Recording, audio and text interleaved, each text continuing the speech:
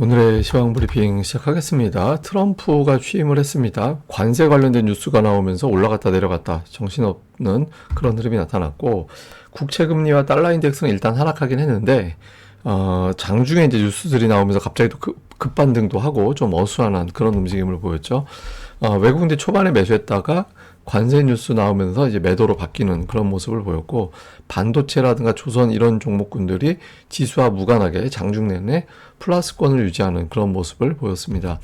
우선 오늘은 뭐 트럼프 뉴스로 다 한 날이다 이렇게 봐야 되는데, 우선 첫 번째는 첫날 관세 관련된 행정명령, 비상사태 선포 이런 게 없었다. 그래서 속도 조절 하나보다 정말 점진적 관세 인상으로 가나보다 이렇게 이제 평가가 되면서 미국 선물 강하게 올라가고 우리 증시나 아시아 증시 대체로 플러스로 출발하는 그런 모습이 나왔죠. 물론 이제 개별적인 종목별 악재는 있었습니다. 그러니까 전기차 관련된 보조금을 폐지한다. 그러니까 불공정 보조금이라고 표현을 했는데, 그러니까 이런 보조금을 폐지한다라고 하면서 2차 전지 관련된 종목이 급락을 했고, 이것 때문에 지수 발목이 잡히긴 했지만 어쨌든 관세 관련해서 긍정적인 메시지가 나온 거 아니냐 이렇게 되면서 초반에 지수가 제법 올라갔었죠. 그렇지만 시간이 좀 지나가면서 아침에 갑자기 지수가 뚝 떨어졌고, 그때 뭔가 하고 이제 살펴보니 트럼프가 2월 1일 날짜로 미국 캐나다와 멕시코에 25% 관세를 부과한다 이렇게 이야기를 하면서, 그런데 이제 다른 나라들에 대한 어떤 보편적 관세는 아직까지 준비가 안 됐다 이렇게 이야기를 했거든요. 이게 일단 이제 눈에 딱 보이는 건 25% 2월 1일 캐나다와 멕시코, 그러면 시차를 두고 진짜 중국에 60% 부과하는 건가? 그러니까 이렇게 이제 투자자들은 보게 되는 거잖아요. 그러니까 시간만 한 1, 2주 벌어들인 거지 사실상 관세가 전면적으로 시작되나 보다 이렇게 이제 걱정을 한 거죠. 그래서 코스피 지수가 초반에 상당히 강하게 움직였다가 고점 대비 거의 40포인트, 40포인트가 1시간 반 사이에 쭉 빠지는 그런 모습이 나왔습니다. 그러니까 이게 이제 트럼프에 대한 어떤 투자자들의 어떤 부담 이런 것들이 차트로 딱 드러나는 그런 대목이다라고 볼 수 있는 거죠. 그래서 어쨌든 향후에 이 정도의 어떤 변동성이 계속 나오겠구나. 투자자들은 이렇게 이제 보게 된 겁니다. 근데 뭐 결과적으로 보면 실제로 관세가 저렇게 부과될까 이런 어떤 의구심도 장중에는 계속 제기가 됐거든요. 그래서 해외 분석가들 반응을 좀 정리를 해보면, 일단 25% 얘기가 바로 나온 것, 이게 전면적이라고 하지 않았나? 그런데 25% 이렇게 출발점을 갖다 딱 붙인 거는 부담이 된다. 환율에도 영향을 줄 거다. 그리고 이제 취임식만 보고 너무 일찍 축하를 했다가 트럼프에 대한 어떤 변동성, 이걸 대비해야 된다라는 걸 다시 한번 입증을 했는데, 다만 중국에 대해서 이렇게 압박을 안 했잖아요. 오늘 외신 기사들도 보면, 또는 내용을 보면 중국은 아직은 안 건드렸네? 그러니까 이렇게 이제 코멘트한 기사들이 되게 많았어요. 그래서 근데 이제 어쨌든 그 전체적인 어떤 관세에 대해서도 불공정 사례, 불공정한 무역 사례를 파악한다라는 이야기부터 했지, 이제 전체적인 어떤 관세 부과 이야기를 하진 않았기 때문에 이것도 좀 고무적이다. 그리고 결과적으로 이거를 협상의 도구로 쓸 거기 때문에 최종 관세를 이만큼 부과할 거야 라고 최종 관세 부과하기 전까지는 아마 공식적인 협상이 있을 거니까 실제로 저렇게 되지는 않을 것 같은데, 어쨌든 관세 자체에 대한 의지는 좀 있어 보인다. 그러니까 이렇게 이제 내용들이 나왔습니다. 근데 이제 일단 시장에서는 트럼프가 뭐 관세 부과해서 자기네들이 그 관세를 벌어들이는 수익이 돼서 재정 수입이 증가할 거다 이렇게 이야기하는데, 트럼프가 밝힌 재정 수익의 규모는 좀 과장된 것 같아서 실제로 그게 수치적으로 논리적으로 안 맞는다라는 걸 본인도 알 것 같은데, 뭐 이런 식의 어떤 의견 이런 것들도 일부에는 있었습니다. 근데 어쨌든 투자자들은 또 관세 관련된 뉴스 이거 분석한 게 막 어마어마하게 기사가 많았어요. 오늘 대체로 좀 요약을 해보면 이 정도였다라고 보면 되는 건데, 다만 이제 이런 건 있습니다. 그러니까 캐나다하고 멕시코에 대해서 25% 관세 부과한다라고 했잖아요. 근데 오늘 블룸버그에서 나온 기사를 보면, 최근에 그 트럼프가 제시했던 거는, 이야기한 거는 뭐 국경에서 불법 이민자 넘어오는데 방치한다. 다음에 이제 마약 이런 것들이 국경을 통해서 넘어온다. 이거 조치 안 하면 우리는 관세 부과할 거야. 이렇게 이야기를 했는데 최근에 조치를 하고 있다라는 거예요. 캐나다 같은 경우는 국경 지역에 드론이나 헬기 이런 거 배치를 늘리면서 한 10억 달러 정도 투입할 계획이 있다라고 하고 있고, 멕시코는 이제 중국으로부터의 수입을 줄이고 펜타닐 관련해서 대대적인 압수 조치를 하고 있어서 트럼프가 요구하는 거를 어느 정도 이제 들어주려는 움직임들이 있다. 그래서 25% 되지는 않을 것 같다. 이런 식의 어떤 취지의 분석 이런 것들도 일부는 나왔던 것 같습니다.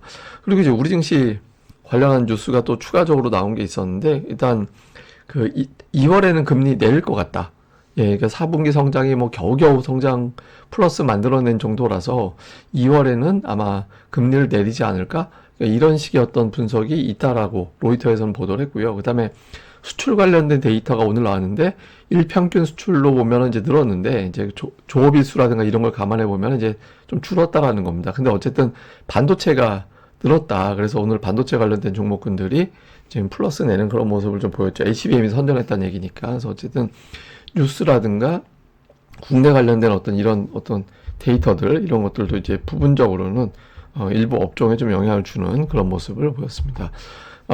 대형주 중심으로 수급을 보면 오늘 장에서 시가총액 1, 2위 종목은 오르긴 했지만 제약바이오도 그렇고 특히 오늘 양시장에 2차 전지가 많이 빠졌죠. 에코프로비엠 한 종목이 오늘 8%, 에코프로가 5.8, 거의 6% 가까이 빠졌잖아요. 그리고 엔캠도 8% 빠지고, 그래서 트럼프 관련된 이슈에 업종이 철저하게 움직였다. 그러니까 오늘 뭐 조선주 플러스 나고, 뭐 우주항공 플러스 나고, 이런 뭐 원전 이런 종목군들도 선별적으로 움직이고, 그러니까 이게 트럼프 뉴스를 타느냐 안 타느냐에 따라서 증시가 움직였거든요. 그래서 오늘 대부분의 종목들은 이제 뉴스가 뭐 특별하게 개별적인 재료가 있는 종목이 움직인 것도 있지만 대체로는 미국의 어떤 뉴스가 어떤 형태로 나왔는지 여기에 이제 반응을 하는 이제 그런 모습을 보였던 것 같습니다. 자, 수급에서는 외국인들이 초반에 이제 매수로 출발을 했는데 저기 트럼프 뉴스 나오면서부터 갑자기 매도로 바뀌더라고요. 그래서 그때 외국인 투자자들이 불과 2분 사이에 600억인가 800억인가를 던졌었거든요. 그래서 이게 뭔가 하고 이제 그때 저도 뉴스 찾아보니까 이제 트럼프 뉴스가 나와서 그때 이제 텔레그램 쪽으로는 바로 코멘트를 전해드렸죠. 어쨌든 외국인들이 오늘 매도를 해서 이번 달 들어서 새해 들어서 7일 매수, 7일 매도. 그 순매수 누적은 2천억밖에 안 남았어요. 그래서 뭐 어정쩡하게 내일 매도하면 외국인들이 연간으로 순매도로 바뀌는 그런 상황이 만들어지게 되는 거죠. 매매한 종목을 보니까 자동차, 삼성전자 여기에만 1,000억을 이제 매도를 좀 했습니다. 그리고 매수한 거는 삼성중공업 이외의 조선주들, 뭐 하이닉스 여전히 계속 매수하고 있는데 한미반도체까지 합쳐서 1,000억 정도 매수했잖아요. 그래서 뭐 HBM하고 연결고리가 있는 종목군들, 그다음에 이제 방산, 조선 이런 것들 매수하는 게 특징이었고, 기관 같은 경우는 뭐 금호석유 매수 들어가 있고, 그다음에 조선주, 금융주 뭐 이런 것들이 특징적인 종목 이렇게 이제 포진이 됐습니다. 그다음에 코스닥 쪽에서는 이제 외국인들이 시가총액 상위 종목을 좀 매도, 2차 전지 제약주의 어떤 상위 종목 이제 매도를 했고, 매수 쪽은 이렇게 업종별 특징이 두드러지지는 않았는데 이제 종목 수로 보면은 약간 이제 반도체 종목이 조금 더 많긴 했습니다. 그런 특성이 있었고, 기관 투자자들은 역시 시가총액 상위 종목을 대체로 매도하는 그런 모습을 좀 보인 게 특징이었고, 매수는 이렇게 그 업종별로 이 업종은 되게 고르게 담았는데 이런 거보다 업종 내에서 좀 골라 사는 그런 모습을 보인 게 특징이었습니다. 자, 요약을 좀 해보면 그 오늘 미증시가 오후 들어서 지수가 좀 낙폭을 줄이거나 이제 올라갈 수 있었던 이유는 트럼프가 잘 시간이 돼서 그런 것 같거든요. 그러니까 미국 취임식 하고, 그러니까 미국 밤으로 넘어가면서 밤새 그냥 막 행정서명하고 막 행정명령하고 다음에 뉴스 쏟아내고 그럴 수는 없잖아요. 그러니까 트럼프가 이제 잠들 시간이라 뉴스가 안 나온 측면이 있는데, 이게 미증시 돌아가는 그런 시간대, 오늘 밤 새벽 이럴 때는 이제 트럼프 관련된 뉴스, 오늘 관세 관련된 뉴스가 엄청나게 쏟아져 나올 겁니다. 근데 이제 결과적으로 우리 입장에선 금리와 환율이 어떻게 될 거냐. 오늘 미국 국채금리가 4.5%대까지 빠지고 달러 인덱스도 밀렸잖아요. 그러니까 이 수치가 어떻게 되느냐가 되게 중요할 것 같고요. 그리고 이제 수급에선 하루만 더 매도로 바뀌면 연간 매도한 날이 더 많아지고, 외국인들의 총 금액도 순매도로 바뀔 가능성이 있거든요. 그러면 이제 투자자들이 한국 시장 괜찮았는데, 그러니까 이런 평가가 깨지게 돼요.